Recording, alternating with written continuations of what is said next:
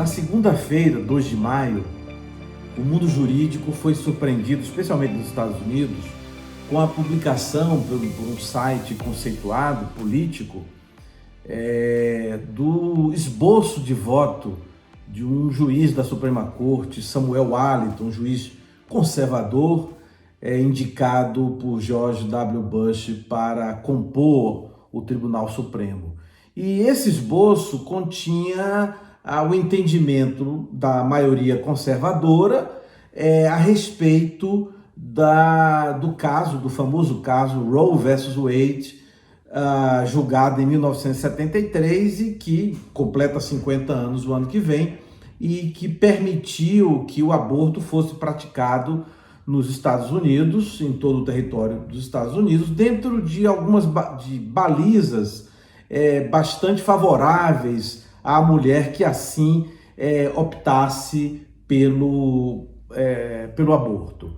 É um caso importante, histórico, estudado sob a perspectiva do direito constitucional, por óbvio, do ativismo judicial da Suprema Corte, e que vem sendo o que eles chamam de Law of the Land, né, a lei da terra, um precedente importante desde então. Mas com a formação mais conservadora da Corte, especialmente com a posse de Donald Trump e a indicação de 3 juízes conservadores, Neil Gorsuch, que deveria até ser uma vaga de Obama, mas o Partido Republicano no Senado foi adiando e conseguiu, até a posse do novo presidente, adiar. Então, com a indicação de Neil Gorsuch, o primeiro indicado pelo Donald Trump, de Brett Kavanaugh, o segundo indicado na vaga de Anthony Kennedy, e a terceira indicada, Amy Coney Barrett,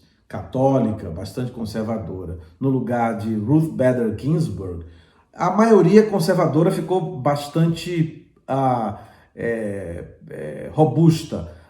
Cresça-se a esses 3 nomes que eu mencionei: o presidente da corte, o Chief Justice John Roberts, o Clarence Thomas, que está lá há bastante tempo. Então aí nós temos, e o Samuel Alito, né? Eu falei, são 4 nomes, nós temos 6 contra 3 liberais.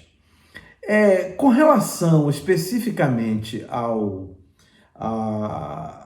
vazamento, ao voto, é preciso tecer algumas considerações para dissipar dúvidas que aqui e ali ainda remanescem.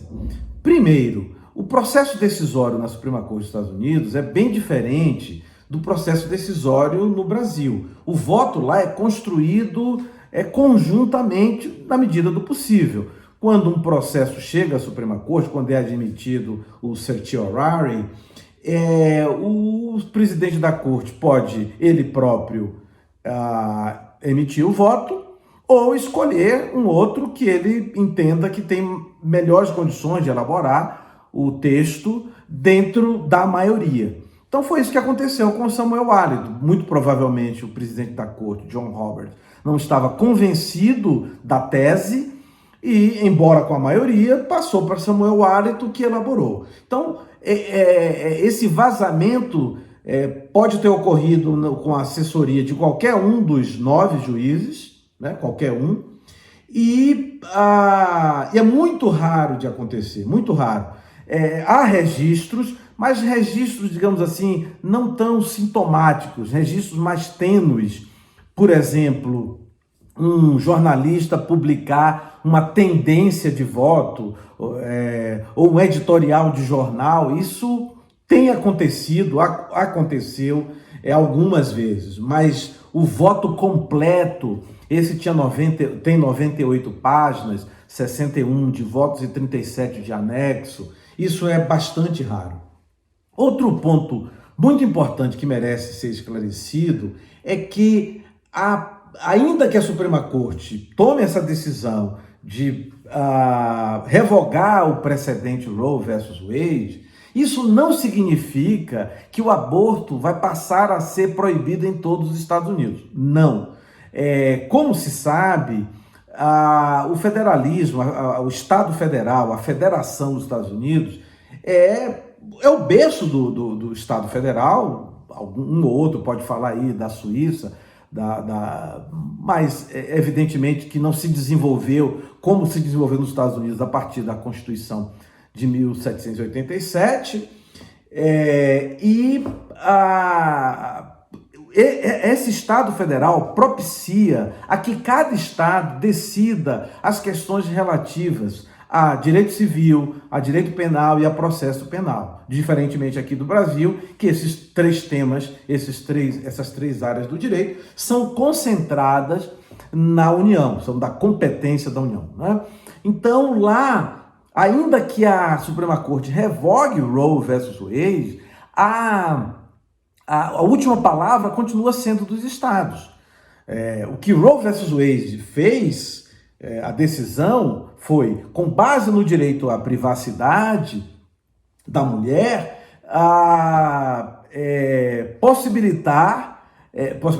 proibir que os estados, vedar que os estados proibissem o aborto em qualquer circunstância, digamos assim. Agora vai ser o inverso. A Suprema Corte vai simplesmente revogar o precedente e cada estado vai legislar da forma como melhor lhe aprouver. Então, os estados mais conservadores e geralmente governados por republicanos vão proibir. Os estados mais liberais, geralmente governados por democratas, como a Califórnia, como Nova York, como Vermont, vão continuar admitindo o aborto.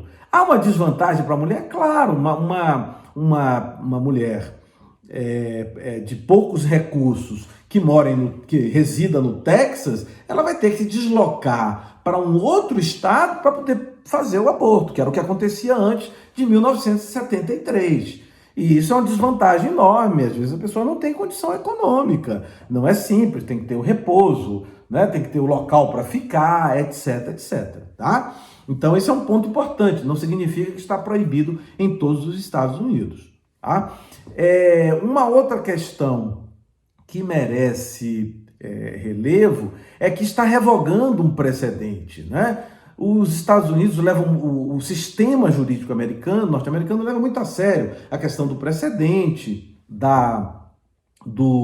que eles denominam com uma expressão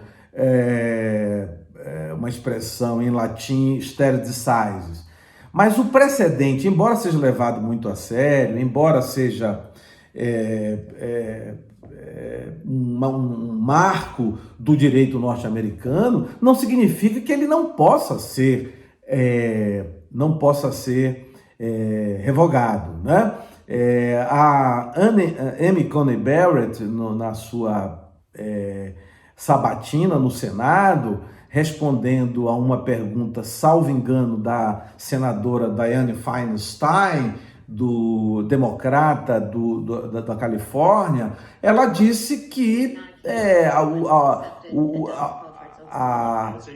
o único que ela via com impossibilidade de ser revogado era o super precedente. E aí ela citou Brown versus Board of Education, que é uma decisão de 1954 e que proibiu oficialmente a segregação racial que vinha desde o final da Guerra Civil. Então, não tomem como um fato muito inusitado, uma quebra de tradição, de paradigma, o fato desse precedente agora, tudo indica, será revogado. Outro ponto importante para concluir sobre esse voto que foi vazado, é que muitos podem pensar, foi a ala liberal que vazou, porque a ala liberal não concorda com a revogação de Roe versus Wade. Não é bem assim. O Wall Street Journal, no dia 26 de abril, publicou um editorial indicando que o presidente da corte, John Roberts, estaria tentando demover alguns conservadores aí para uma decisão, a seguir uma decisão não tão radical. Então, nos Estados Unidos, hoje os especialistas estão convictos de que tanto pode ter sido vazado por alguém, por um assessor, um clerk da ala liberal, quanto da ala conservadora. Da ala liberal para insuflar os liberais a protestarem e da ala conservadora para insuflar os conservadores a se manterem naquela posição, a posição esboçada pelo Samuel Alito no voto que nós estamos comentando. Então, não se pode dizer de imediato que o vazamento foi dessa ou daquela corrente. Esse tema, Roe versus Wade, o processo de escolha do juiz da Suprema Corte, inclusive com considerações sobre a escolha da juíza Amy Coney Barrett, do Neil Gorsuch e do Brett Kavanaugh, foram os três mencionados aqui na nossa aula, os senhores e as senhoras podem encontrar no livro Suprema Corte dos Estados Unidos, Principais Decisões, que é de minha autoria, já na quarta edição, a primeira edição de 2008, a edição atual é de 2021. Nesse livro eu analiso diversas decisões da Suprema Corte dos Estados Unidos, incluindo alguns aspectos do direito constitucional norte-americano. O livro não se limita à análise dos casos mais emblemáticos da Suprema Corte. É isso. Obrigado.